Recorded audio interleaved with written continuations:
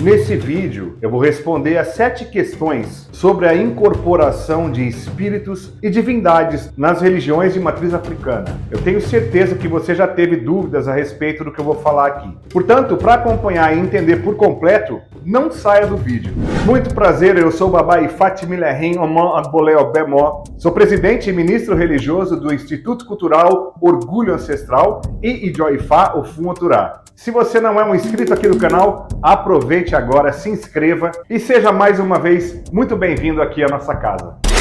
Sem enrolação, eu vou direto para a primeira questão. Quem não incorpora, não tem transe de orixá nem de espíritos, pode mesmo assim se tornar um sacerdote de Umbanda ou de Candomblé? Sim, uma coisa não está necessariamente ligada à outra. Aqui no Brasil existe uma espécie de senso comum, onde a grande maioria das pessoas acredita que a conhecida incorporação é uma questão indispensável e prioritária. E isso não é algo que a gente possa considerar como verdadeiro. Vou citar aqui para você uma pessoa muito famosa, inclusive, que era uma sacerdotisa de Candomblé, muito respeitada, e que não tinha o transe de orixá ou de entidades. Eu estou falando de Mãe Menininha do Gantuá, uma das mais conhecidas, inclusive internacionalmente, Yalorixás do Candomblé. Era iniciada em Oxum e não dava transe. E também não fazia consultas com o Erindilogun, o jogo de búzios. Para a gente resumir, o sacerdócio em religiões de matriz africana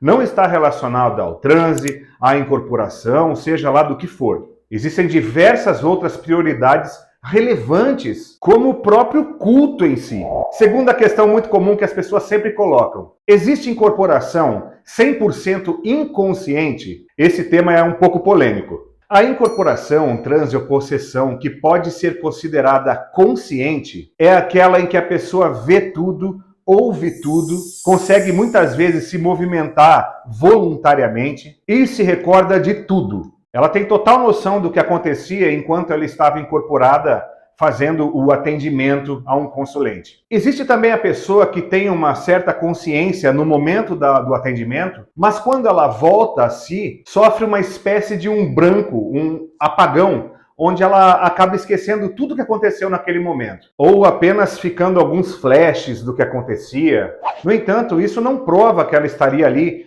100% inconsciente, mesmo tendo esse apagão pós-consulta. Há um detalhe muito importante nesse sentido que eu quero dizer aqui. E peço que enquanto isso você compartilhe esse vídeo e aproveite também para deixar o seu like, para ajudar com que esse vídeo chegue a mais pessoas que têm essas curiosidades a respeito do transe, da possessão e da incorporação. Tá bom?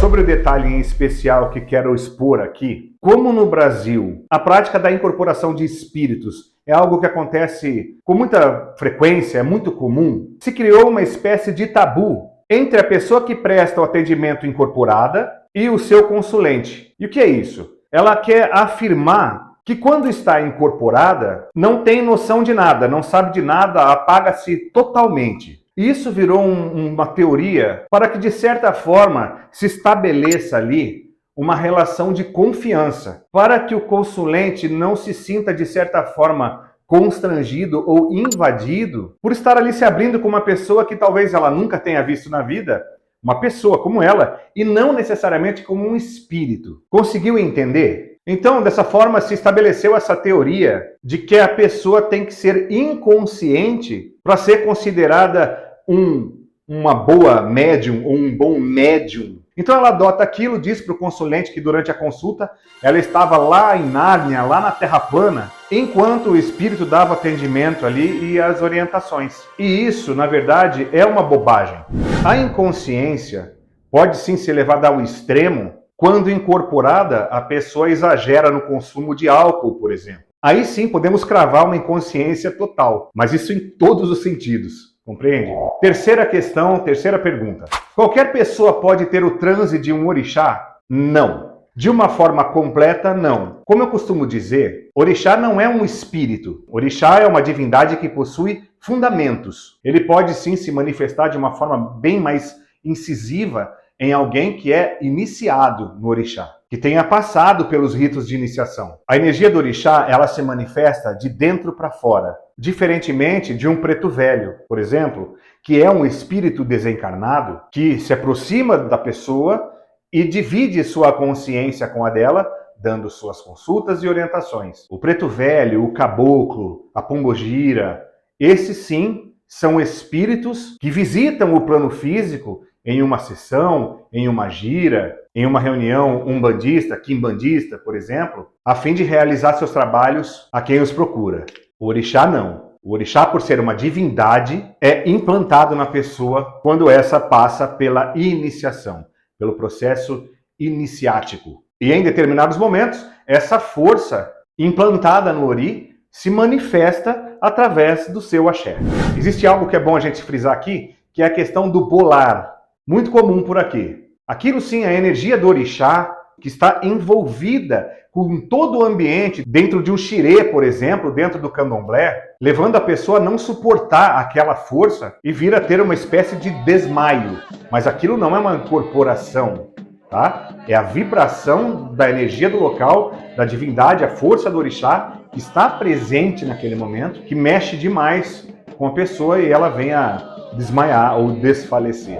Quarta questão. Quem faz psicografia está incorporada do espírito? Importante dizer aqui que nas religiões de matriz africana não existe a prática da psicografia. Essa função faz parte da estrutura filosófica do espiritismo. No entanto, já presenciei algumas situações onde o chamado médium estava psicografando e aparentemente, pelo menos, não demonstrava ali estar incorporado. E sim, talvez, de uma espécie de semitranse ou uma concentração muito forte, ouvindo ou tendo visões, recebendo informações espirituais.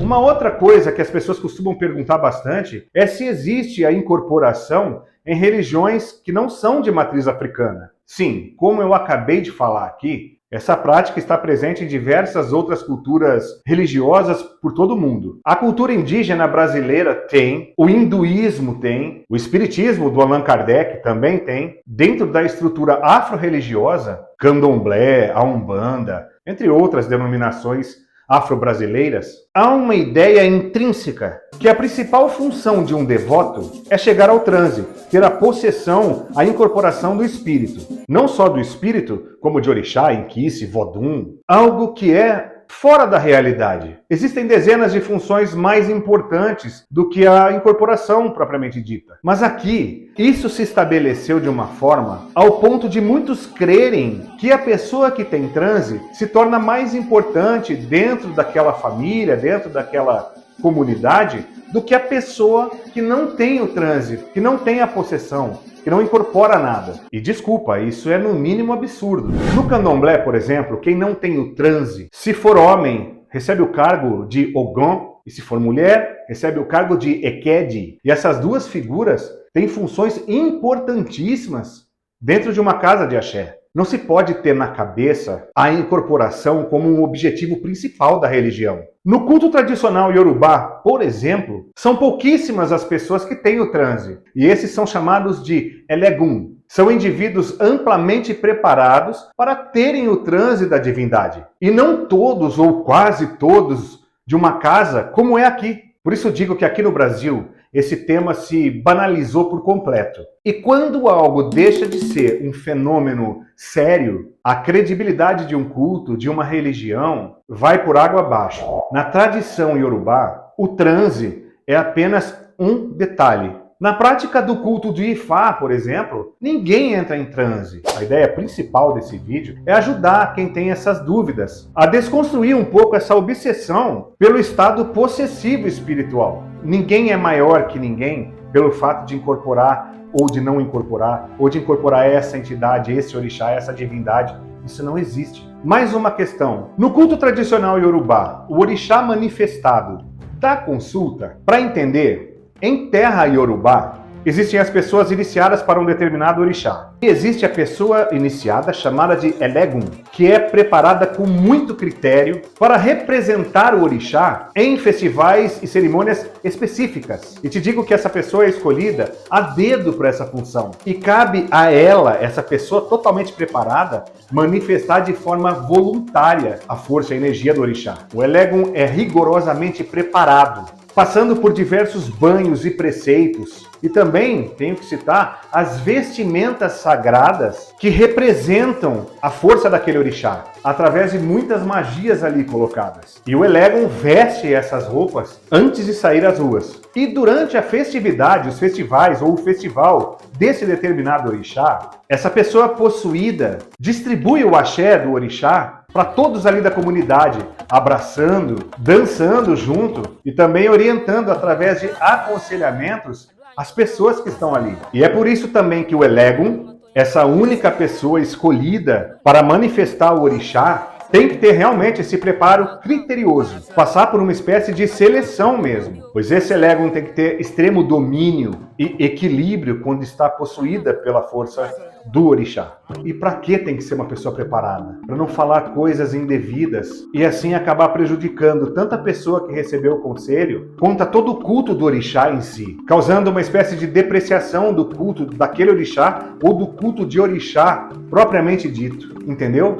Por isso que em terras Yorubá, essa questão da incorporação, do transe, não é algo tão singelo como aqui no Brasil. A responsabilidade de um Elegum para com o culto, para com a tradição, é enorme. E quando não é feito de uma forma, de um jeito adequado, pode trazer problemas espirituais ao próprio Elegum. Sétima e última questão. Somente uma pessoa iniciada, então, pode ter o transe do orixá? Não.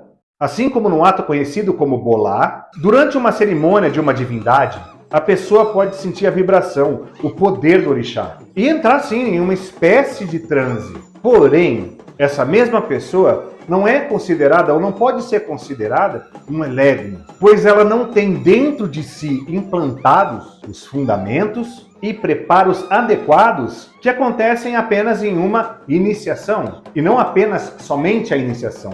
Tem todo o decorrer de um aprendizado. O orixá deve estar muito bem alimentado para que a pessoa consiga suportar a vitalidade energética de um orixá.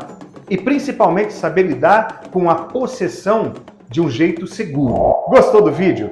Deixe o seu like, compartilhe esse vídeo e se inscreva no canal. Para se consultar aqui com a gente, é só entrar em contato pelo nosso WhatsApp 19 981 96 12 58. Marque o seu horário e conheça o nosso trabalho mais de perto. Muito obrigado pela sua companhia, obrigado também ao Centro Cultural Africano e ao Instituto Cultural Orgulho Ancestral. E vem cá, você sabe a diferença entre a Umbanda e a Quimbanda? Clique agora então nesse vídeo e a gente se vê aqui. É muito interessante toda a história contada aqui, tá? Te vejo então. Axé Modupuel.